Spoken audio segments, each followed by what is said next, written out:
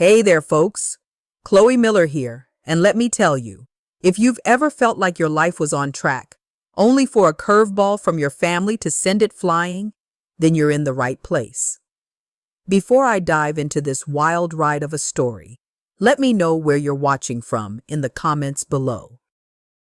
Hit that like button and subscribe to join our community of boundary setters and family drama survivors. Trust me, you're not going to want to miss a single moment of this. I'm Chloe Miller, 26, and my Atlanta, Georgia apartment, which I've had for 3 glorious years, was my sanctuary.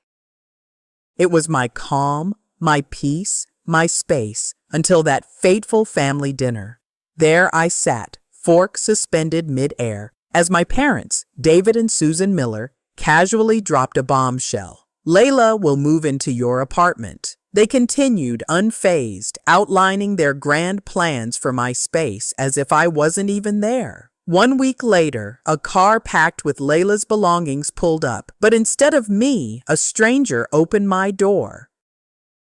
Growing up in the Miller household meant understanding one unspoken rule from an early age. I was responsible for my younger sister, Layla. My parents established this dynamic when Layla was born, and I was just 4. Look After Your Sister, Chloe became the soundtrack of my childhood, playing on repeat through elementary school field trips, middle school sleepovers, and high school parties.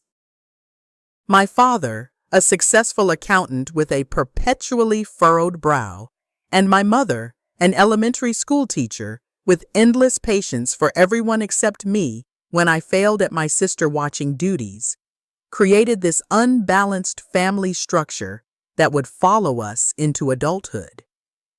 While other kids enjoyed carefree summer days, I was making sure Layla didn't wander too far at the community pool or helping her with homework instead of finishing my own.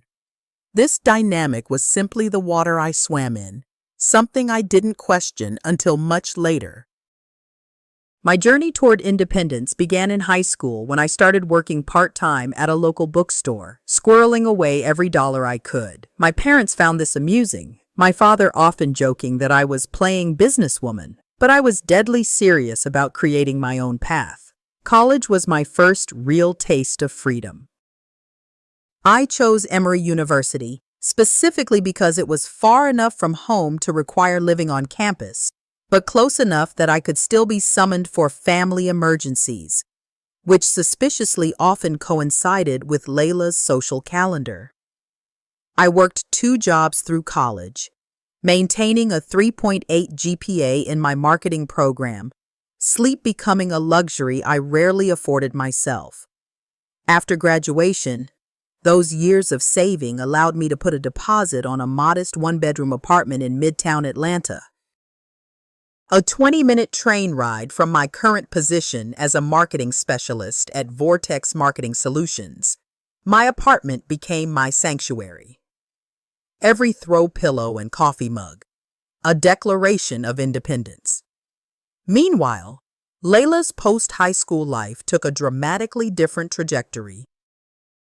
Now 24, she had attempted 3 different college programs. Photography at Savannah College of Art and Design, SKID, Atlanta campus, dropped out after 1 semester. Business at Georgia State University, lasted 2 semesters. And most recently, fashion merchandising at a technical institute, withdrawn after missing too many classes. Between these educational attempts, she'd cycled through retail jobs, barista positions, and hostessing at trendy restaurants, never lasting more than a few months at each.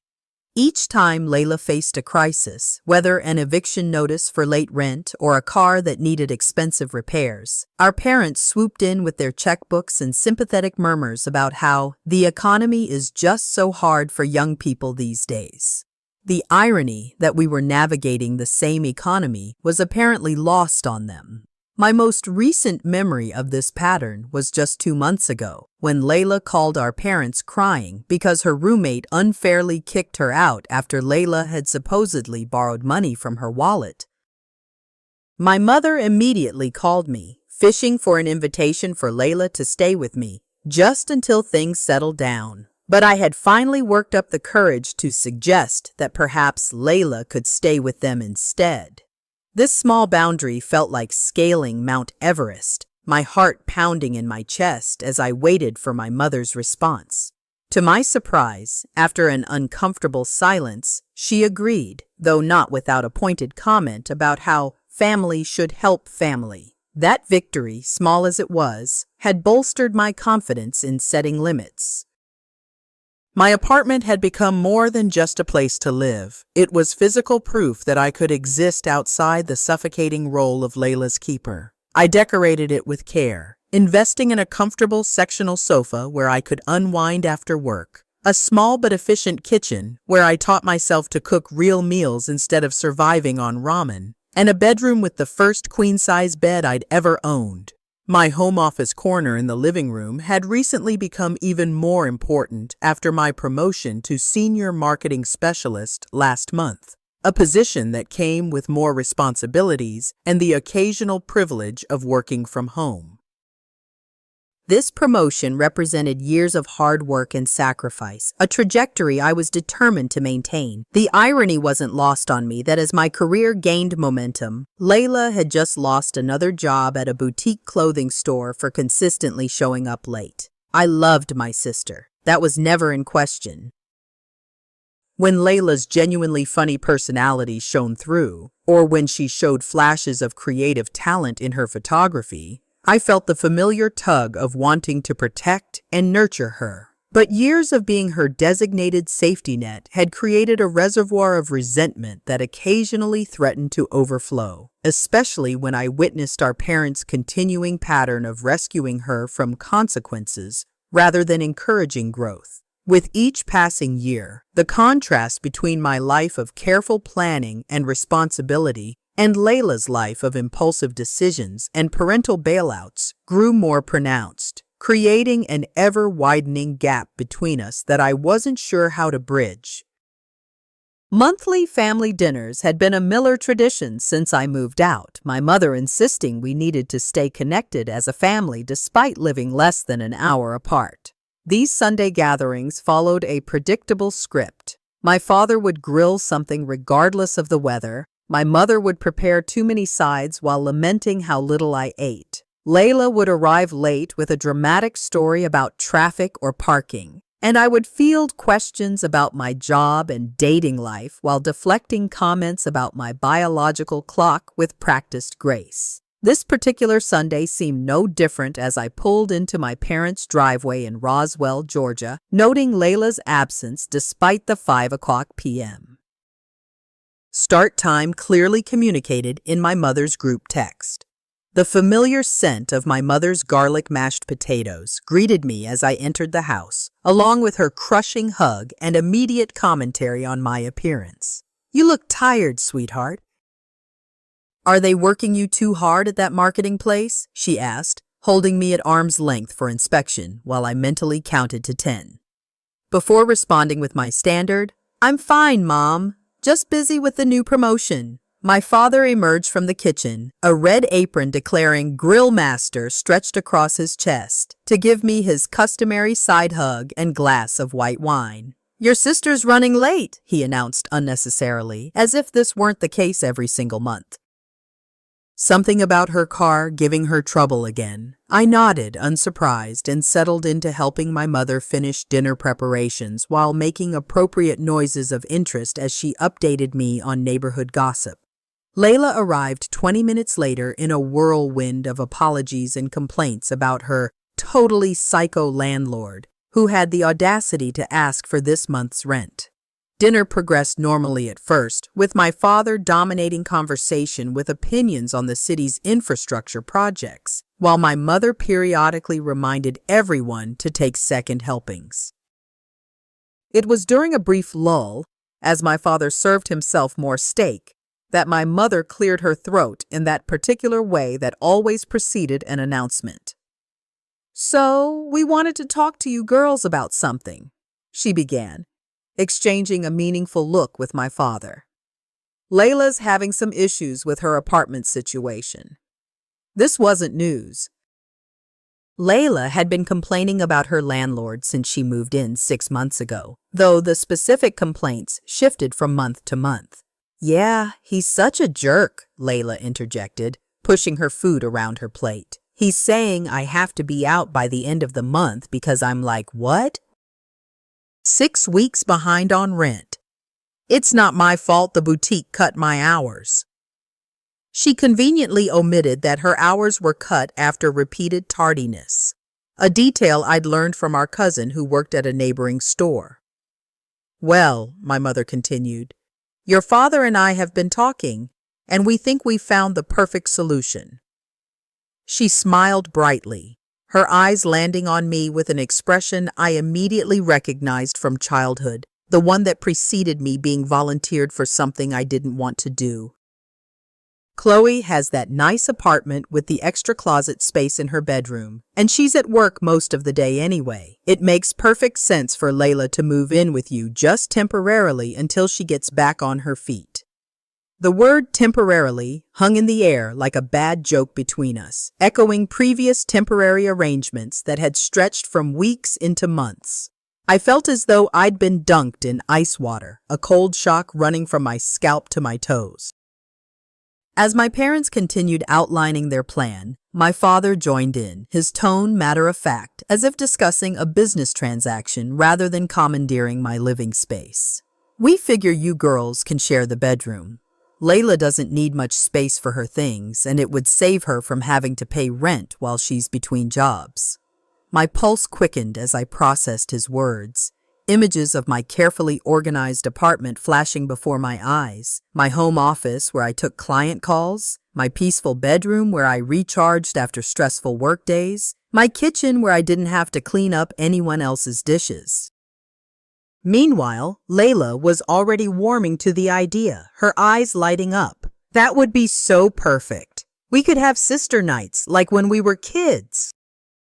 I could even help you redecorate. That couch of yours is kind of boring."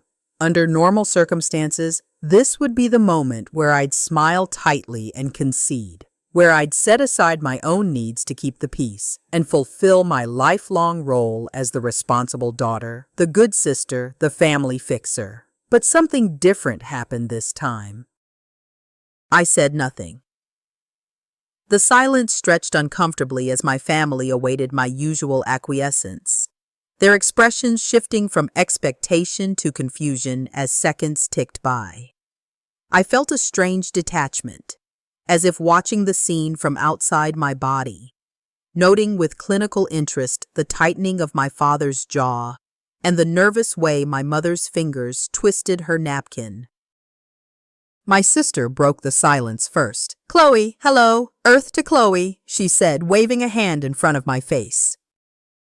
"This is like really important for me right now." I took a careful sip of water, feeling the cool liquid contrasting with the heat rising in my chest. When I finally spoke, my voice came out steadier than I expected. "I need to think about this. Not yes, not no, just a pause button on their runaway train of assumptions." The reaction was immediate and revealing. My mother's eyebrows shot up in surprise. My father frowned deeply, and Layla's expression cycled rapidly from confusion to indignation. "What's there to think about?" my father asked, his tone carrying that edge that had intimidated me since childhood. "Your sister needs help, and you have the space. Family helps family, Chloe." Before they could press further, I glanced at my watch and stood up. "I'm sorry. I just remembered I have an early meeting tomorrow to prepare for. I should get going." This was a lie, but it rolled off my tongue with surprising ease. The drive home passed in a blur of streetlights and radio static, my phone buzzing repeatedly in my purse with texts I couldn't bear to read. By the time I reached my apartment, the first message from my mother had already arrived. "Dad will help move Layla's things this weekend. Let us know if Saturday or Sunday works better for you. Love you." This was followed by one from Layla. "So excited to be roomies again. I'll bring my Netflix password." Their assumptions hung heavy in the air of my apartment. As I walked through each room, suddenly seeing it through their eyes, not as my hard-earned sanctuary, but as available space for Layla's latest rescue operation. I collapsed onto my boring couch, my chest tight with anxiety and simmering anger, realizing that my silence had been interpreted exactly as they wanted, as consent. The days following the family dinner unfolded in a haze of avoided calls and internal conflict. Monday morning found me staring blankly at my computer screen. The marketing campaign I was supposed to be finalizing reduced to meaningless shapes as my mind replayed yesterday's dinner on loop. My coworker Thomas noticed my distraction during our team meeting, raising an eyebrow when I agreed with two contradictory suggestions within minutes. "Coffee after?" he offered as we filed out of the conference room, his expression concerned. I nodded gratefully and, over the bitter office brew, found myself uncharacteristically confiding in him about my family situation. "They didn't even ask," I concluded, stirring my coffee with unnecessary vigor. "They just announced it like it was already decided." Thomas, whose own family boundaries consisted of a biannual phone call to his parents in Seattle, shook his head in disbelief. "And you're considering saying yes?" The question hung between us, simple yet profound. Was I considering it? The realization that my default setting was still to accommodate hit me with surprising force. That evening, I called my closest friend, Jade, who had witnessed the entirety of my family dynamic since we met in college. Unlike Thomas, she understood the gravitational pull of my family expectations.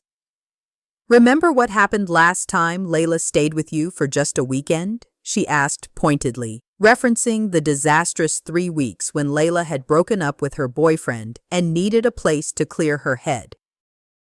This had translated to Layla monopolizing my living room for tearful phone conversations, borrowing my clothes without asking, and leaving the kitchen in such a state that I'd found cereal bowls growing mold under the couch.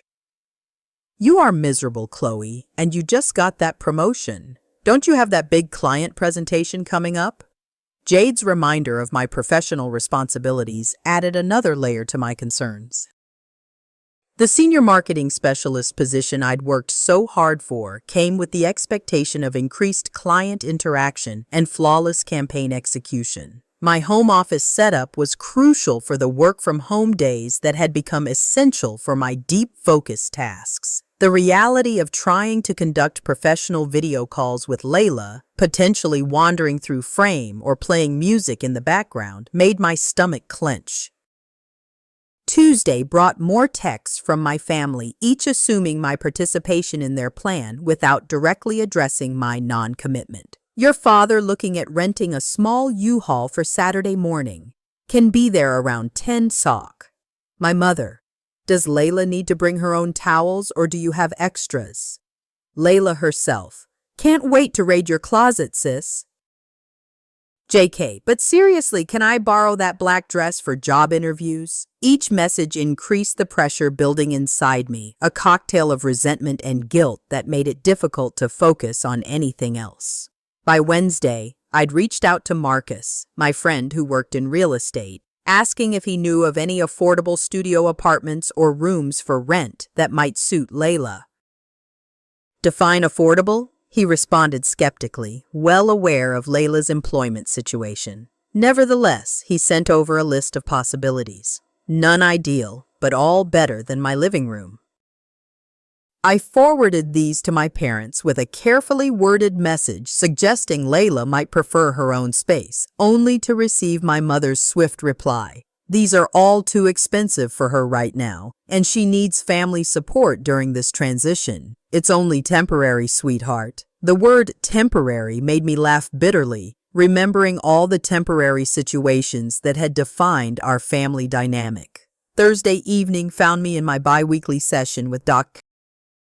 Chen, the therapist I'd started seeing 6 months ago initially for work-related anxiety, but who had quickly identified my family boundaries, or lack thereof, as a core issue. As I recounted the dinner and its aftermath, Dr. Chen's expression remained neutral, though I detected a slight tightening around her eyes when I described my parents' assumptions.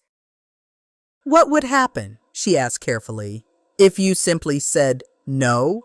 The question landed like a stone in still water, rippling outward with implications I'd never fully considered. They'd be disappointed, I began automatically, then stopped, realizing the inadequacy of the word. They'd be angry. They'd say I'm selfish, that I don't care about my sister. My mom would probably cry. Dr. Chen nodded. And then what would happen? This simple follow-up question left me momentarily speechless. What would happen? The world wouldn't end. My parents wouldn't disown me, though there would certainly be a period of emotional aftermath to weather.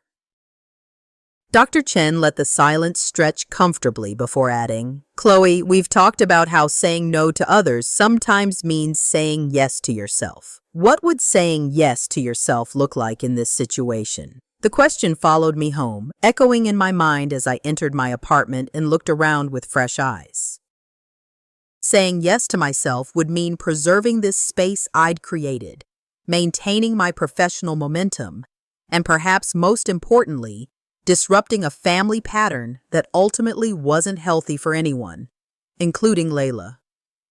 That evening, I attempted to call Layla directly, hoping to have an honest conversation about the situation, but the call went straight to voicemail. She texted back an hour later, super busy RN.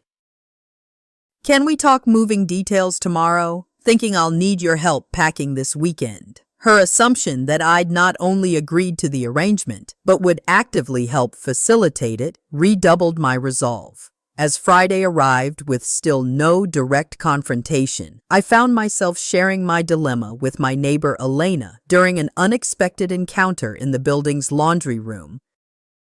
Elena, a straightforward woman in her mid-30s who worked as a nurse, listened to my abbreviated version of events with increasing disbelief. So they're just showing up tomorrow with all her stuff without you actually agreeing, she clarified, folding her scrubs with precise movements. When I nodded miserably, she shook her head.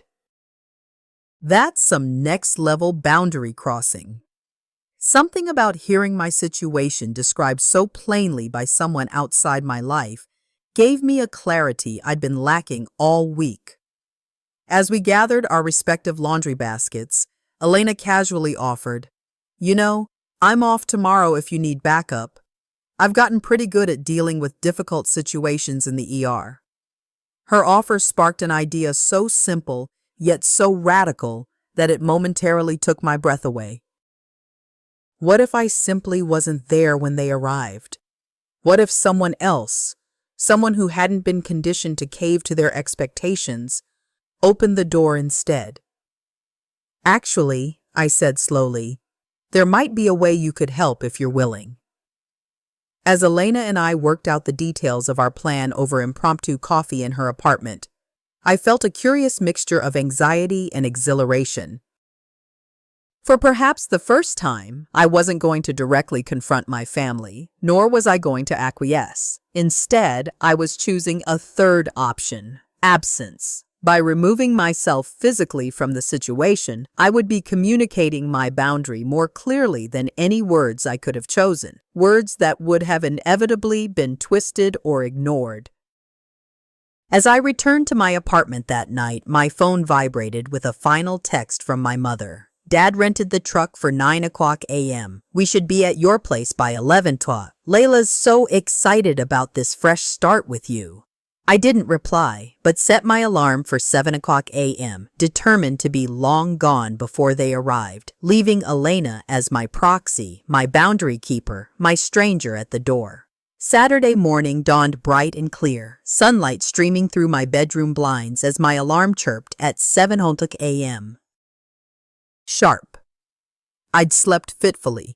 Anxiety-induced dreams about being trapped in shrinking rooms jolting me awake throughout the night. Standing in my kitchen, coffee in hand, I surveyed my apartment with a strange sense of finality, as if saying goodbye to it in its current state.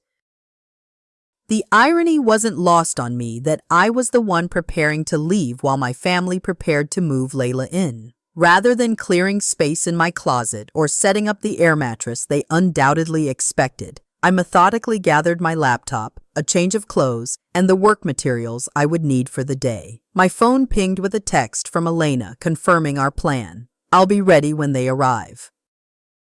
You doing okay? I appreciated her check-in, responding with more confidence than I felt. As ready as I'll ever be. Thank you again for doing this. Elena's reply was immediate and bolstering. Standing up for yourself isn't something you should thank others for helping with, but you're welcome anyway. The support of someone who understood boundaries helped steady my resolve as I continued my morning preparations. At 8:30 a.m., my phone rang, my mother's name illuminating the screen. I answered after 2 rings, working to keep my voice casual. Morning, Mom. Her voice came through bright with anticipation. Good morning, sweetheart. We're just loading this last of Layla's things. Your father thinks we might be a little early. Maybe around 10:30. Do you need us to pick up anything on the way? Coffee? Bagels? The normality of her tone, the complete absence of any acknowledgement that I hadn't actually agreed to this arrangement, strengthened my determination. Actually, Mom, I won't be there when you arrive. A beat of silence followed before her confused response. What do you mean? Where will you be? I kept my explanation simple. I have to go into the office for a few hours to finish up a project. This wasn't entirely untrue. I did have work I could do, though it wasn't urgent enough to require a Saturday office visit. Well, when will you be back? Your father can only keep the truck until 3:00 p.m.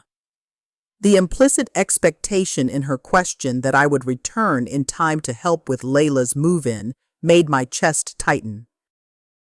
I'm not sure how long I'll be, but someone will let you in. I deliberately kept this vague, not mentioning Elena by name. My mother's voice took on that concerned edge I knew so well. Chloe, this isn't like you. Your sister is very excited about your new arrangement. We all agreed this was the best solution for now. The words, "we all agreed," sent a flash of anger through me so intense I had to take a breath before responding.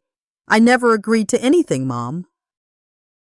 I said I needed to think about it. Her dismissive laugh made my grip tighten on the phone.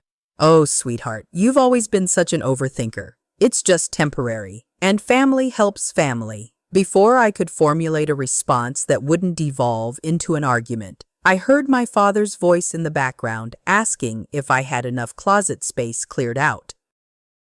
My mother relayed the question without waiting for my answer to her previous statement. The familiar feeling of being steamrolled swept over me, but this time, instead of giving in, I held firm. I need to go now.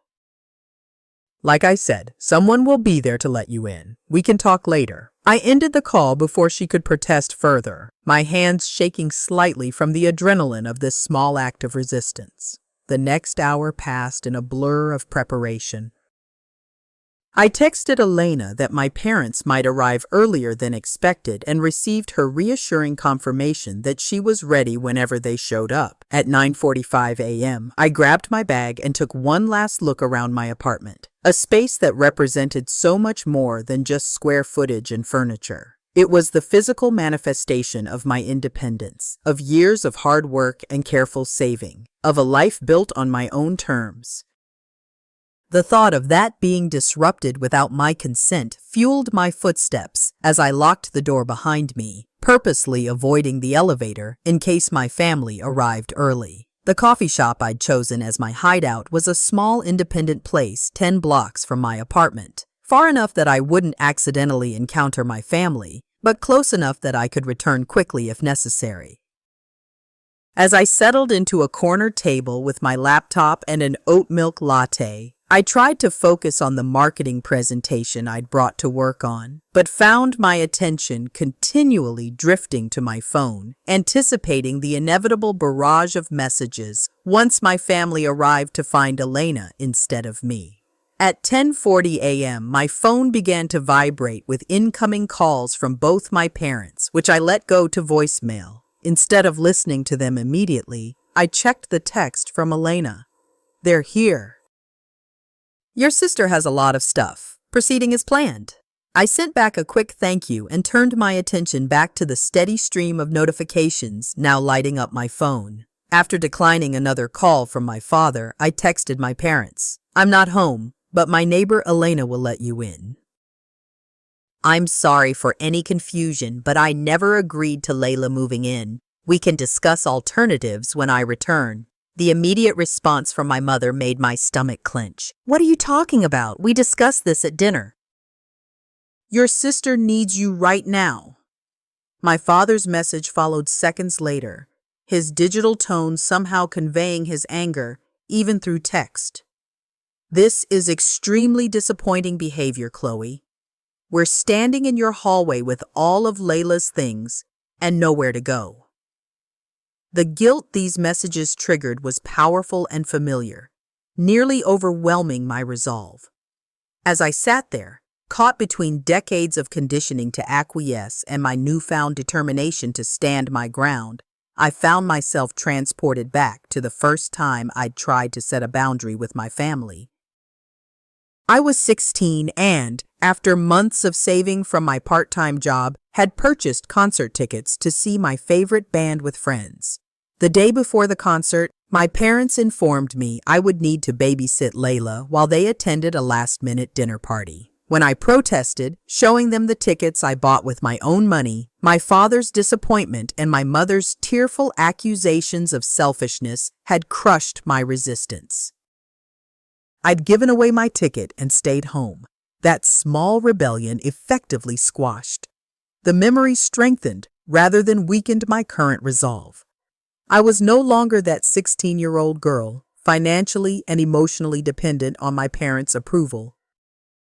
This apartment, this life I'd built, was mine to protect. My phone continued to buzz with messages and calls, but I resisted the urge to check them, knowing that each communication would be designed, consciously or unconsciously, to pull me back into familiar patterns. Instead, I texted Elena for an update, receiving her reply moments later. They're still here. Your sister is crying in the hallway. Your mom tried to convince me to let them in to at least store the boxes. I said no. Building manager just showed up because of the noise. Reading this update, I felt my hands begin to shake slightly, my body physically reacting to the conflict happening in my absence. Part of me wanted to rush home and smooth things over, to be the Chloe they expected me to be. I nearly gathered my things to do just that when another text from Jade arrived, apparently having been briefed on the situation. Stay strong, Chloe. This is important. Those simple words of support helped anchor me as I continued my self-imposed exile, waiting for the storm to pass. Elena later told me that when my family arrived, their initial confusion quickly gave way to impatience. She had positioned herself casually by my apartment door when she heard the elevator open and the unmistakable sounds of multiple people struggling with heavy items. Can I help you? She'd asked, though she knew exactly who they were from my descriptions. My father, a box balanced precariously in his arms, frowned at her presence. We're looking for Chloe Miller's apartment, he stated, glancing at the apartment number to confirm he was in the right place. Elena, maintaining the professional calm she'd developed through years of emergency room work, replied, This is Chloe's apartment, but she's not home right now. I'm Elena, her neighbor from 4B. My mother, who had been directing Layla on where to set down a collection of plants, turned to Elena with surprised confusion. Not home? But she knew we were coming. We're moving her sister in today. Elena told me she hesitated here, carefully choosing her words. Chloe mentioned you might be stopping by, but she didn't say anything about a move-in. She asked me to let you know she's at work and won't be back for several hours. The silence that followed was apparently thick with tension. My sister broke it first, dropping a duffel bag dramatically to the floor. What do you mean she's not here?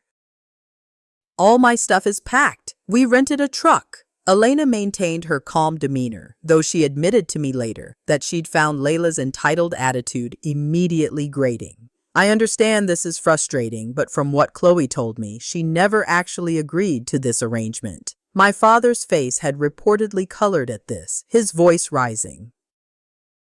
This is a family matter. Chloe said someone would let us in. We assumed that meant we could at least start moving things in. Elena stood her ground, physically positioning herself more directly in front of my door. I'm sorry, but Chloe specifically asked me not to let anyone into her apartment in her absence. She mentioned she hadn't agreed to her sister moving in and needed time to think about it. My mother, always the emotional mediator, apparently tried a different approach. You seem like a nice young woman, Elena. I'm sure you can understand our situation. Layla has nowhere to go right now, and Chloe has plenty of space in her apartment. It would just be temporary until Layla gets back on her feet. Elena told me she found my mother's manipulative tactics particularly transparent, perhaps because she hadn't been conditioned by decades of exposure to respond to them. Mrs. Miller, I understand you're in a difficult position, but I can't let you into someone else's home without their explicit permission, especially when they've specifically asked me not to. I'm sorry, but you'll need to speak directly with Chloe about this. Layla, according to Elena's account, had by this point progressed from indignation to tears, sitting dramatically atop one of her suitcases in the hallway. This is just like Chloe, she reportedly sobbed loud enough for other apartment doors to crack open curiously. She's always been so selfish. She knows I don't have anywhere else to go. My father attempted calling me again, holding the phone out so Elena could hear it ring through to voicemail. She's not even answering her phone, he said accusingly, as if Elena were somehow responsible for my unavailability. Their standoff might have continued indefinitely had Mr. Kessler, the building manager, not arrived on the scene, drawn by complaints from other residents about the noise. Elena described how his arrival shifted the dynamic immediately. Is there a problem here? He'd asked, taking in the collection of boxes and suitcases clogging the hallway and my sister's tearful form. My father explained the situation from his perspective, clearly expecting the building manager to side with them and override Elena's refusal. Instead, Mr. Kessler apparently nodded understanding and then turned to Elena. Ms. Rodriguez, has Ms. Miller authorized these people to enter her apartment? Elena's firm, no, she has not, apparently carried the weight of official rejection. Mr. Kessler turned back to my family with professional courtesy but unmistakable authority. I'm sorry, but I cannot allow unauthorized individuals to enter a tenant's apartment regardless of family relationship. It's against building policy and, frankly, against the law. If these items need temporary storage, I can offer the building storage room for a maximum of 24 hours, but after that, they'll need to be removed from the premises. This official intervention, Elena told me, seemed to finally penetrate my family's certainty. My father checked his watch, muttered something about the truck rental time limit, and began directing Layla to gather her things. Tell Chloe to call us when she's ready to discuss this situation like an adult, he reportedly told Elena as they prepared to leave, his disappointment and anger evident in every word. Elena texted me updates throughout this confrontation, her messages arriving on my phone in real time as I sat frozen in the coffee shop. They've arrived, lots of stuff, your sister is crying now. Your mom trying emotional approach, building manager here now backing me up. And finally, the message that allowed me to exhale for what felt like the first time in hours. They're leaving. All the stuff going back in the truck. Your dad looks really mad. Call when you're ready to come back. As I read these updates, I felt a complex mixture of emotions. Overwhelming relief that the immediate crisis had been averted. Guilt over the scene that had played out in my absence. Anxiety about the eventual confrontation with my family that would certainly follow. And underneath it all, a surprising sense of empowerment. For the first time in my adult life, I had set a boundary with my family and, through Elena's help, had maintained it despite their considerable pressure to give in. The stranger at my door had done what I had never been able to do myself. Say a simple, unambiguous no to the Miller family expectations. When I finally returned to my apartment late that afternoon, Elena was waiting for me in the hallway, leaning against her door with a book in hand. "Hey, boundary setter," she greeted me with a small smile, closing her novel. "How are you holding up?" The genuine concern in her voice nearly undone me. After a week of emotional turmoil culminating in that morning's confrontation, the simple kindness of someone who understood and supported my position without question brought tears to my eyes. "I've been better," I admitted, fumbling with my keys, "but also maybe better than I've been in a long time. If that makes any sense." Elena nodded as if it made perfect sense, following me into my apartment when I invited her in.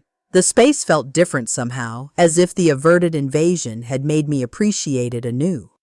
Elena filled in the details of the confrontation that her texts hadn't captured. My mother's progression from confusion to hurt manipulation, my father's barely contained anger, Layla's theatrical sobbing that had prompted the building manager's intervention. "Your sister kept saying you were punishing her for past mistakes," Elena recounted as we sat at my small kitchen table. "It was like she couldn't conceive of this being about your needs rather than some sort of revenge." This insight into Layla's perspective gave me pause. Had our relationship deteriorated so much that she interpreted boundary setting as punishment? Before I could dwell on this, my phone began its now familiar vibration pattern. Since leaving the coffee shop, I'd received 17 missed calls from my parents and 23 text messages that I hadn't yet had the courage to read. The newest voicemail notification prompted me to finally listen, putting the phone on speaker so Elena could hear my mother's tear-filled voice. "Chloe Susan Miller, I don't know what kind of game you're playing, but your behavior today was absolutely unacceptable. Your sister is devastated. She's had to move all her things into our guest room, which you know is barely big enough for her bed. Your father had to pay an extra fee for returning the truck late, and he threw his back out carrying all those boxes up and down stairs. I never thought I raised a daughter who would be so selfish when her family needed her. Call back to my mother immediately." The guilt trip was expertly crafted, hitting all my vulnerable points with surgical precision. Elena's raised eyebrows told me she recognized the manipulation for what it was. The text messages followed similar themes: my selfishness, my sister's distress, my failure as a daughter and sister. Layla's contributions were particularly dramatic. "I literally have nowhere to go now. Had to cram everything into mom and dad's tiny guest room. Hope you're happy in your big apartment all alone." My father's messages were shorter but more pointed. "Extremely disappointing in your immaturity. We need to have a serious discussion about your priorities." The barrage continued over the next few days, expanding to include extended family members who had apparently received my parents' version of events. My aunt called to tell me how concerned she was about my sudden personality change, while my grandmother sent a rare text asking if I was going through something that made me unable to help my sister. The narrative had been established. Chloe had inexplicably and cruelly abandoned her family in their time of need. The pressure to cave, to apologize, to offer Layla my apartment after all, was immense and constant. With Elena and Dr. Chen's support, I drafted a response that I sent to my immediate family. "I understand you're disappointed and frustrated right now. I should have been clearer at dinner that I was not comfortable with this arrangement, rather than just saying I needed to think about it." However, I never actually agreed to Layla moving in, and I'm not in a position to share my apartment right now. I've attached some information about apartment shares and rooms for rent that might work for Layla's situation. I'm happy to help her look at options, but sharing my apartment isn't one of them right now. The response was swift and predictable. My mother called immediately, and when I didn't answer, left a voicemail oscillating between hurt accusations and appeals to family loyalty. My father sent a terse email outlining all the ways they had supported me over the years and how disappointed he was that I wouldn't do the same for my sister. Layla's response was radio silence, which in some ways felt worse than anger. The following week brought my first face-to-face confrontation when my mother showed up unannounced at my workplace during lunch. I was returning from a nearby sandwich shop when I spotted her sitting in the reception area, her expression lighting with determined purpose when she saw me. "We need to talk," she said, rising from her seat. "You've been avoiding our calls." Being ambushed in my professional space, the place where I was Chloe, the senior marketing specialist, rather than Chloe, the disappointing daughter, triggered something in me. I felt my chest tighten, my breath coming in short gasps as the familiar sensation of an impending panic attack took hold. Recognizing the symptoms from previous episodes, I managed to guide my mother to a nearby coffee shop rather than having this conversation in front of my colleagues. Once seated, I worked to regulate my breathing while my mother watched with a mixture of concern and impatience. "Are you all right? You look pale," she observed, momentarily distracted from her mission. "I'm having a panic attack," I admitted, the words coming out between controlled breaths. "I get them sometimes when I'm under extreme stress." The admission seemed to surprise her. "Since when do you have panic attacks?" The genuine confusion in her voice highlighted how little my parents understood about my adult life and struggles. "Since college," I replied, once my breathing had stabilized somewhat. "They got worse when I started my career. Dr. Chen has been helping me manage them." My mention of my therapist caused my mother's expression to shift. "You're seeing a therapist? Why didn't you tell us?" Rather than being derailed into another discussion about communication and family secrets, I redirected, "Mom, I can't have Layla live with me. My apartment is my safe space, and I need it to remain that way, especially with my new job responsibilities."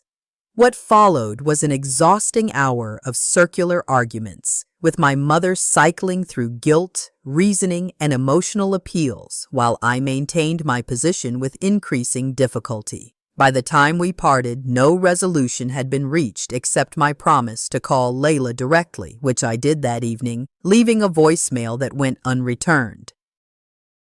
The next 2 weeks established a new family dynamic. I set email and phone boundaries, limiting myself to checking family messages once a day at a specific time rather than allowing them to intrude on my thoughts throughout the day. I learned from a cousin that Layla had indeed moved into my parents' guest room temporarily, a situation that my mother referred to as extremely cramped in her communications, never missing an opportunity to highlight my perceived role in creating this hardship.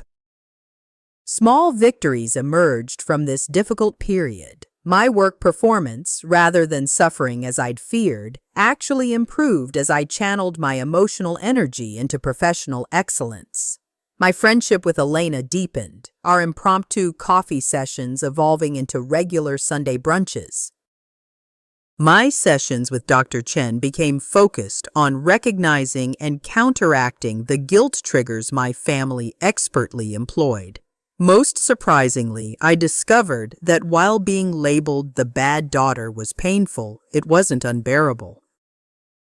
There was a certain freedom in having disappointed my family so thoroughly that their expectations temporarily lowered, creating space for me to define my own role in our relationship.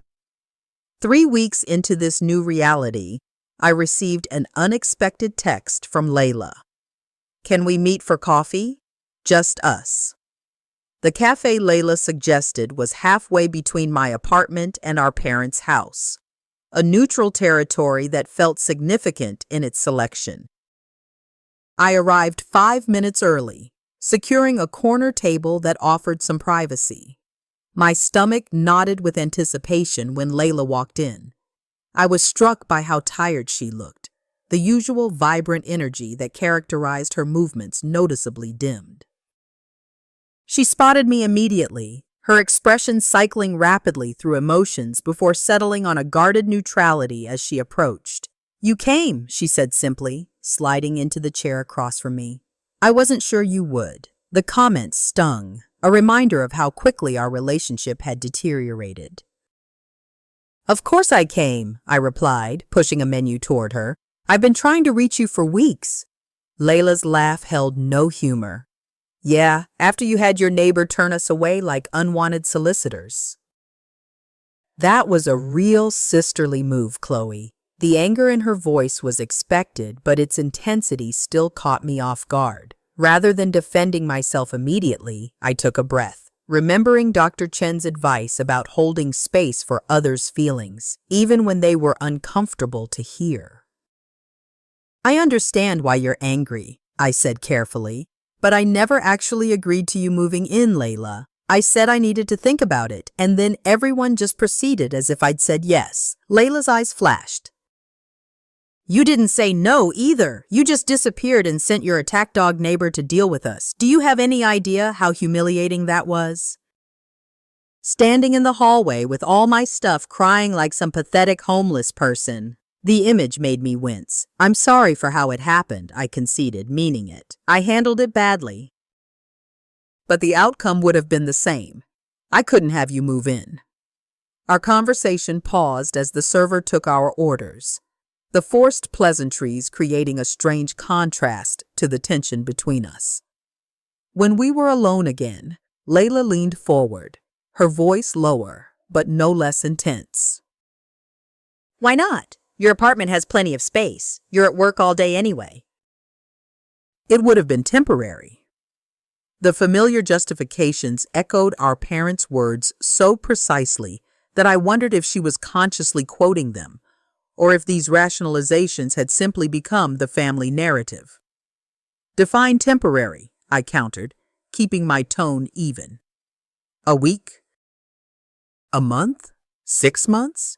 Remember when you stayed just for the weekend after breaking up with David? That turned into 3 weeks, Layla, and you weren't exactly an easy house guest. Her cheeks flushed at the reminder. That was different. I was going through something real then. The implication that her current situation wasn't real raised my eyebrows. And what are you going through now? Another eviction for not paying rent? Another job loss for consistently showing up late? These are consequences, Layla, not random acts of bad luck. The words came out sharper than I'd intended, and I saw her physically recoil. For a moment, I thought she might leave, but instead, she stared down at the table, her finger tracing patterns in a small coffee spill. You think I don't know that? She finally said, her voice so quiet I had to lean in to hear her. You think I enjoy being the family screw-up while you're the perfect daughter with the perfect job and the perfect apartment? The bitterness in her voice was matched by the hurt in her eyes when she looked up. It's exhausting always being compared to you, Chloe. Why can't you be more like your sister? Look how responsible she is. Look how she never asks for help. The server's arrival with our coffee created another brief interlude, during which I processed Layla's words. I'd never considered how my supposed perfection might be its own burden for her. How my role as the responsible sister had perhaps unintentionally contributed to her identity as the opposite. When we were alone again, I chose my next words carefully. I'm not perfect, Layla. Not even close. I have panic attacks. I'm seeing a therapist. I work so much I barely have a social life, and I do ask for help, just not from mom and dad because it always comes with strings attached. This admission seemed to surprise her, her defensive posture softening slightly. You have panic attacks? She echoed, focusing on this detail. I nodded, wrapping my hands around my mug. Since college, they got really bad last year, which is why I started seeing Dr. Chen. That apartment isn't just a place to live for me, Layla. It's the only space where I'm fully in control, where I can decompress after dealing with work stress. Having someone else there, especially someone with unpredictable habits, would make it impossible for me to manage my anxiety. Understanding dawned slowly in her expression. You're saying I trigger your anxiety? It wasn't a question, but I answered anyway. The uncertainty does. Not knowing if you'll respect my space or schedule, not knowing when temporary will end. I need predictability, Layla. My mental health depends on it. A silence fell between us, not entirely comfortable, but no longer crackling with the same tension. Layla took a long sip of her latte before speaking again. It's not like I enjoy being unreliable, you know. I don't wake up thinking, how can I disappoint everyone today? The vulnerability in her admission created an opening for honesty. Then why do you do it? I asked, genuinely curious. Why the chronic lateness, the missed rent payments, the job hopping? Layla stared into her coffee as if it might contain answers. I don't know, she said eventually. Sometimes it feels like everyone's expectations are so low that there's no point trying to exceed them. Mom and Dad will bail me out anyway. Other times, she hesitated, looking almost embarrassed. It's like I physically can't make myself do the responsible thing. I set alarms, I make plans, and then I just don't follow through. It's like I'm sabotaging myself and I can't stop. This glimpse into her internal struggles felt like the most honest conversation we'd had in years. Have you thought about talking to someone? I suggested cautiously. Like a therapist? Layla's laugh held a note of genuine amusement this time. With what money? I can barely afford ramen noodles right now, let alone therapy. I hesitated, then offered. I could help you find someone with sliding scale fees. That's how I started with Dr. Chen before my insurance kicked in. The suggestion hung between us. A different kind of help than she'd come seeking, but potentially more valuable. After a moment's consideration, she nodded slowly. Maybe. I don't know if it would help, but maybe. Our conversation shifted then, moving into more practical territory. I learned that she had indeed moved in with our parents, an arrangement that was proving challenging for everyone involved. Dad's using my presence as leverage in every argument, she confided. And Mom keeps helping by reorganizing my stuff and offering unsolicited career advice hourly. For the first time, I felt a glimmer of hope that Layla might be recognizing the unhealthy patterns our parents had established with both of us. As our coffee cups emptied, we tentatively discussed alternatives. I mentioned the apartment shares Marcus had found, and to my surprise, Layla admitted she'd already looked into one of them. The rent's still more than I can afford on my own, she said, but if I could find a steady job. The conversation ended with no dramatic resolutions, but a fragile new understanding between us. As we prepared to leave, Layla hesitated, then asked the question that had likely prompted this meeting in the first place. So, there's really no chance of me staying with you, even for a couple of weeks, until I figure something else out? The direct question deserved a direct answer. No, I said gently but firmly. I love you, Layla, but I can't live with you right now. That doesn't mean I won't help in other ways. She nodded, disappointment evident, but not the devastating reaction I'd feared. Worth a shot, she said with a hint of her old humor. Can't blame a girl for trying. As we parted outside the cafe with an awkward half-hug, my phone buzzed with a text. It was from my father, his first communication in days that wasn't directly about Layla's living situation. Your mother and I have been talking. Maybe we should all sit down together soon. This unexpected outreach, coming on the heels of my conversation with Layla, felt like a tentative step toward a new family equilibrium. For the first time since the disastrous family dinner, I allowed myself to hope that something positive might emerge from this conflict. After all, 3 months passed. Each week brought small shifts in our family's tectonic plates. The most remarkable change came from Layla, who, with my cautious financial assistance, had begun seeing a therapist specializing in young adult transitions. Her diagnosis of ADHD explained much about her chronic disorganization and impulsivity, while her new medication and coaching helped her secure and maintain a position as an assistant at a photography studio. With her first steady paychecks, she had moved into a small apartment with a roommate, the rent modest enough that she could manage it with disciplined budgeting. This independence, fragile but growing, had altered her relationship with our parents in ways that mirrored my own journey years earlier. My relationship with Elena had evolved from neighborly gratitude to genuine friendship, our Sunday brunches becoming a cornerstone of my weekly routine. She approached relationships with a straightforwardness I admired, having grown up with parents who respected her autonomy from an early age. Family doesn't have to hurt to be family, she told me, a concept so foreign to my experience that I'd written it down afterward, a mantra to consider during difficult moments at work. The boundaries I'd established in my personal life seemed to translate into professional confidence. I successfully negotiated for additional remote work days, creating a schedule that better accommodated my needs while exceeding performance expectations.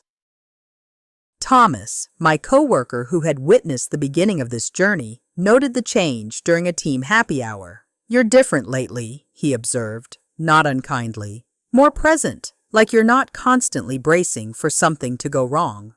The observation struck me as remarkably accurate. I was different.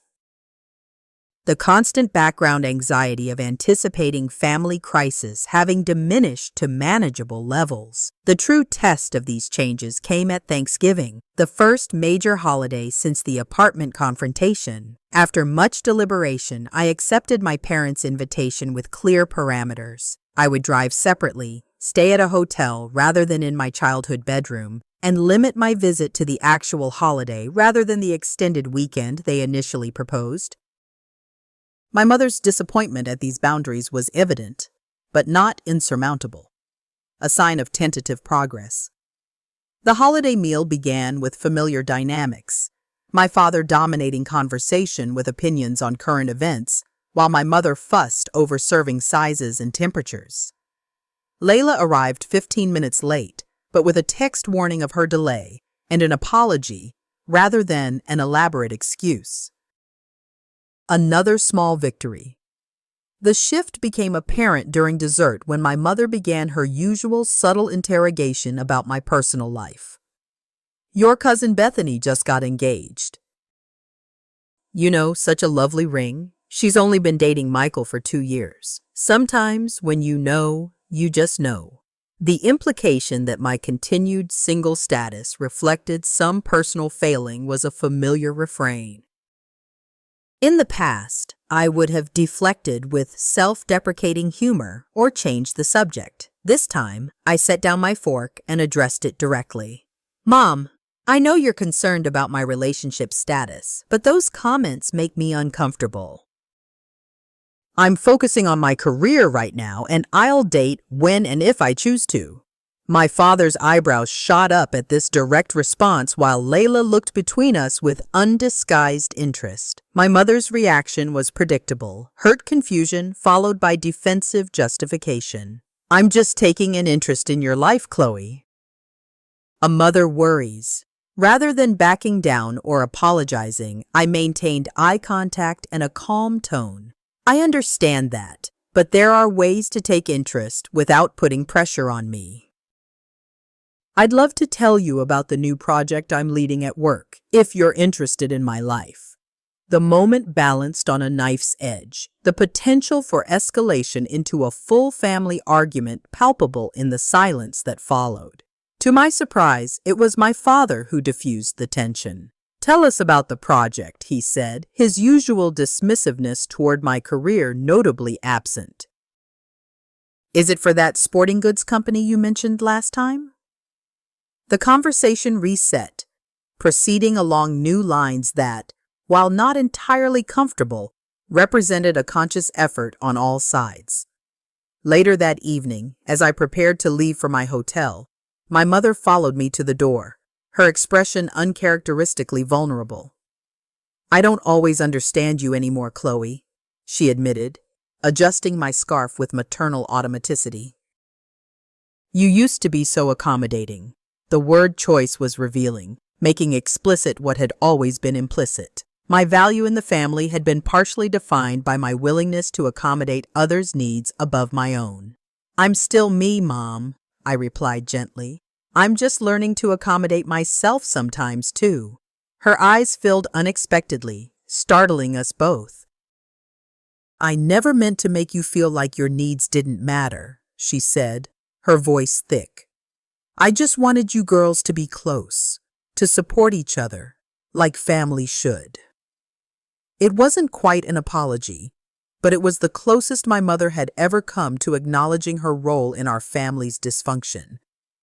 I hugged her briefly, recognizing the effort this admission represented.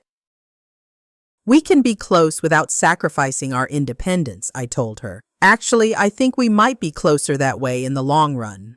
My father's adaptation to the new family dynamic was less emotional, but equally significant. When Layla mentioned struggling with a work project the following month, his immediate response was not to take over or solve the problem, but to ask thoughtful questions about what she had already tried. When she described her solution, his nod of approval seemed to light something in her that I recognized from my own need for parental validation. These changes weren't linear or without setbacks. My mother still occasionally slipped into manipulative patterns. My father still expected deference to his opinions. And Layla sometimes still sought the path of least resistance. But there was a new awareness when these old patterns emerged, a collective pause before correction, rather than blind continuation. My own growth paralleled these family shifts. With Dr. Chen's guidance, I began recognizing how my people-pleasing tendencies extended beyond family into friendships and workplace relationships. I practiced saying no to requests that didn't align with my priorities or values, discovering that contrary to my lifelong fear, reasonable refusals rarely resulted in relationship damage.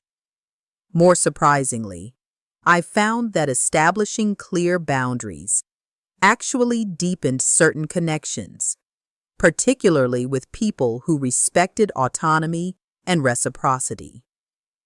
I helped Layla with budgeting and apartment hunting without taking over, offering guidance rather than solutions.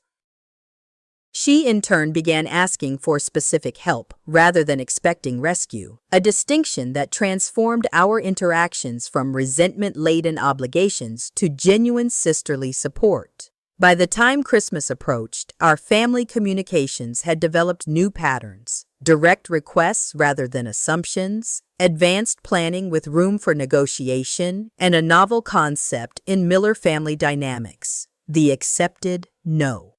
1 year after the day Elena stood guard at my apartment door, I hosted a family dinner in that same space, now transformed from contested territory into a symbol of healthy boundaries. My sister arrived first, bringing a housewarming plant despite having visited numerous times over the past months. "For your collection," she explained with a grin, referencing the small jungle of greenery I'd accumulated during a stress reduction phase. Looking at Layla now, it was difficult to reconcile her present stability with the chaos of a year ago. She had maintained her position at the photography studio, recently earning a promotion to junior photographer for client headshots. Her apartment with a roommate had proven surprisingly sustainable. Her ADHD management strategies, helping her maintain the organization necessary for shared living. Most significantly, she had begun building a portfolio of event photography, her genuine talent emerging now that medication and therapy helped her follow through on creative impulses. My parents arrived precisely on time, my mother bearing a casserole, despite my assurances that dinner was prepared. This small gesture, once an irritation symbolizing her disregard for my capabilities, now registered simply as her love language, one I could accept without resentment, since it no longer came packaged with expectations of compliance.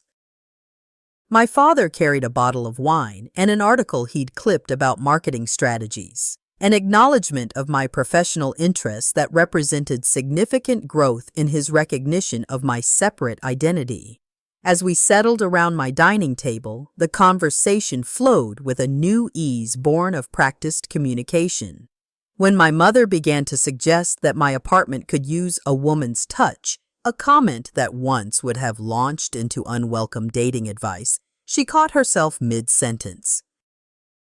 "But of course, it's your space to decorate however you like," she added, our eyes meeting in mutual recognition of the adjustment. This growth hadn't happened overnight or without effort. Weekly family therapy sessions had supplemented our individual work, providing a neutral space to address decades of entrenched patterns. Thanksgiving had been particularly challenging, old dynamics threatening to resurface under the pressure of holiday expectations. My mother had briefly reverted to martyrdom when I declined to participate in certain traditions, while my father's criticism of Layla's career choice had nearly undermined months of progress. Yet instead of these moments derailing our relationships, they became opportunities to practice new responses, to recognize triggers before they escalated into conflicts. Over dessert, my mother surprised me with an observation. "You seem happier, Chloe. More settled in yourself." The accuracy of her perception was touching evidence that beneath the controlling behaviors had always been genuine love and concern, however imperfectly expressed. "I am," I acknowledged. Setting boundaries has actually given me more energy for the relationships that matter, not less. My father cleared his throat in that characteristic way that signaled emotional discomfort. "Your mother and I have been talking about this boundary business in our sessions," he said, carefully casual. "Seems we might have overlooked some things in how we raised you girls." Coming from him, this oblique reference to parental mistakes represented significant vulnerability. Layla caught my eye across the table, her slight smile acknowledging the magnitude of this admission. The conversation turned to future plans, with my recent tentative dating experience with a coworker's friend drawing interested but respectfully restrained questions from my family. When Layla mentioned considering community college courses in photography, my parents' responses were encouragingly focused on logistics and planning rather than skepticism about her follow-through. As the evening concluded, I found myself reflecting on the journey of the past year. The crisis that had begun at one family dinner and resolved at another had catalyzed growth none of us could have anticipated. By refusing to continue patterns that damaged me, I had inadvertently created space for everyone to develop healthier relationships. The apartment that had symbolized my independence had become something more, a testament to the possibility of loving family connections built on mutual respect rather than obligation. Dr. Chen had once told me that true healing wasn't about reaching perfection, but developing resilience in the face of continuing challenges. Our family would never be without its difficulties, its misunderstandings, its moments of regression to old habits. But we now possess tools to navigate these challenges without sacrificing individual well-being for an illusion of harmony. The stranger at the door had been more than just Elena performing a favor for a neighbor. She had been the embodiment of the boundary I hadn't yet learned to maintain for myself. The voice I needed to borrow until my own became strong enough to be heard. That temporary outsourcing of strength had enabled me to discover my own capacity for standing firm in the face of lifelong conditioning. As my family prepared to leave, hugs exchanged with genuine warmth rather than obligation, I felt a deep gratitude for the painful but necessary disruption that had led to this moment. "We should do this again next month," my mother suggested, adding with newfound awareness. "If that works for your schedule, of course." I smiled, appreciating both the invitation and its conditional nature. "I'd like that," I replied truthfully. After closing the door behind them, I stood alone in my apartment, feeling the peaceful solitude that had once been threatened. The space remained mine, but it no longer needed to be defended against invasion because those boundaries were now recognized and respected. The most valuable lesson of the past year hadn't been learning to say no, though that skill had proven essential. Rather, it had been discovering that true connection thrives not despite boundaries, but because of them. Only when we respect the separateness of others can we form relationships based on choice rather than obligation, on love rather than fear. I wonder if you've ever had to set a difficult boundary with someone you love. Has standing your ground initially caused conflict but ultimately improved your relationship? Share your experiences in the comments below. And if this story resonated with you, please hit that like button and subscribe for more stories about family dynamics and personal growth. Remember that sometimes the hardest boundaries to set are with the people we care about most, but often those boundaries are exactly what the relationship needs to become healthier. Thank you for listening to my journey, and I hope it gives you courage in your own